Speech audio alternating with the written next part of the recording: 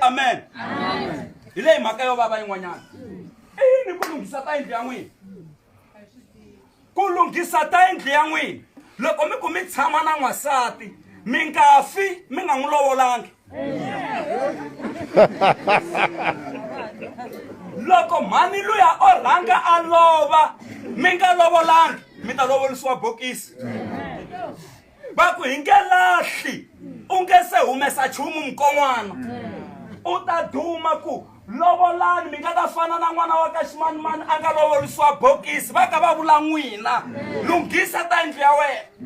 Hi ri ni mi ku mi tshama swin'we, hamba wo veka hi 10 rand a yi fanele yi nga ringanangi yo lovola sweswi. Na lavelani haleno a wu seyisa. U ri yini Yesu? U ri un'wana loyi a nga ngheniku hi nyangwa i khamba. Yes. Loko u ku tshama na n'wana wa vanhu u nga humesangi nchumu, hi ku ya hi matsalwa u wela ka makhamba, u yivi n'wana wa vanhu. Ko va ku tiyisiwa vava mara wa tshunxa. U ri un'wana loyi a nga ngheniku hi nyangwa i khamba. Se mi wela ka makhamba n'wina na. Munhu mi za mi va na vana va 5 mara mi yisangi nchumu. Mara n'we mi na selo 5 wa vana. Mi tlhe mi ku ni lava wa 6. Mara na pena mi yisanga mara n'we mi na selo. Mi na tihanyi n'wina. Mi na tihanyi xo. Tihanyi. Mi tlhela ku mi vona ku se mi n'wi hlakatini mi ya lava van'wana lava fresh. Yes. Mi tlhelo hi mi n'wi lavaku mi tlhe mi cata na yena mi mbarisana na tiringi. Mara loyi na lavelani haleno a mi yisanga. Mi ri mi ta nghena tilweni sweswo. Ya. Hi ri mi ta nghena tilweni na.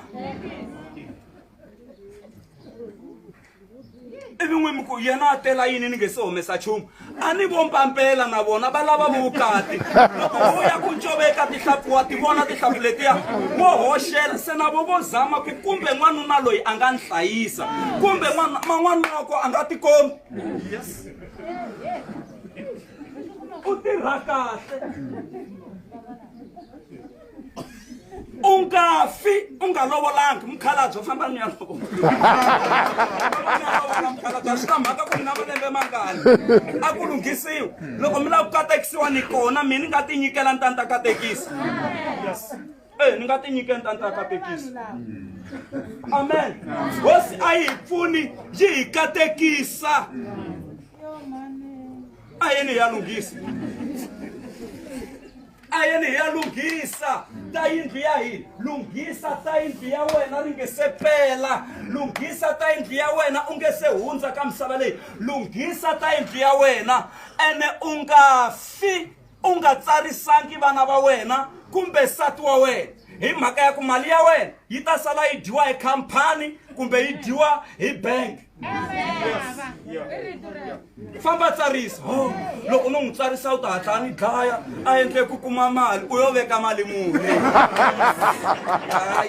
Ku yo vekiwa mali muni?